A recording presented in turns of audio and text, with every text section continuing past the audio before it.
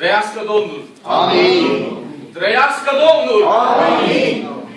Și dorința și rugăciunea mea este să trăiască anul acesta în fiecare casă. Amin! În fiecare familie. Amin! Domnul Iisus Hristos să fie Domn și Stăpân. Amin! Vreau să vă doresc un an nou binecuvântat. Un an nou în care Dumnezeu să vă conducă, să vă călăuzească. Un an nou în care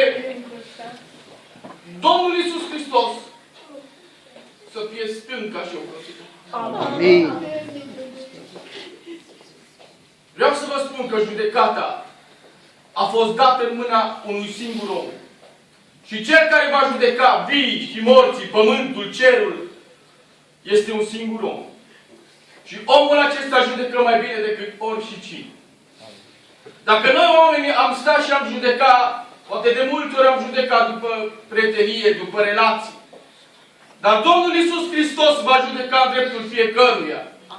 Și doresc și rog fierbinte să judece în dreptul nostru cu milă. Să judece în dreptul nostru cu îndurare. Să judece în dreptul nostru cu bunătate. Pentru că dacă va judeca fără să țină cont de aceste lucruri, cu siguranță va fi vai și vai de noi. Dar mila și îndurarea lui Dumnezeu sunt cea și cele care ne țin în picioare. Vreau să vă spun doar două versete pe care vreau să le citesc. Și cuvintele acestea se găsesc în Eclesiastul, capitolul 3, versetele 12 și 13. Am ajuns să cunosc că nu este altă fericire pentru ei decât să se bucure și să trăiască bine în viața lor. Dar și faptul că un om mănâncă și bea și duce un trai bun în mijlocul întregii lui munci este un dar de la Dumnezeu. Și faptul că tu mănânci o mâncare bună și stai într-o casă este un dar de la Dumnezeu. Și faptul că tu trăiești este darul și bunătatea lui Dumnezeu. Și faptul că tu calci este mila lui Dumnezeu. Și faptul că tu poți să lucrezi este mila lui Dumnezeu.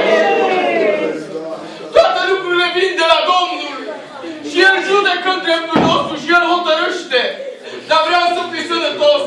Dar vreau să umbli. Dar vreau să nu fii paralizat. Dar vreau să nu fii orb. Domnul este Cel care judecă. Amin, amin.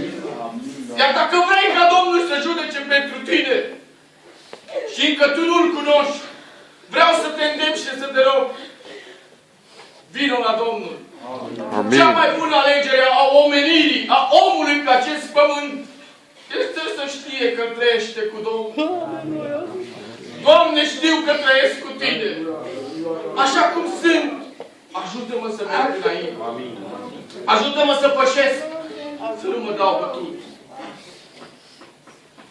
Cuvântul Domnului spune că atunci când eram un plot în pântecele mamii mele, adică atunci când eram nimic, ochii tăi mă vedeau.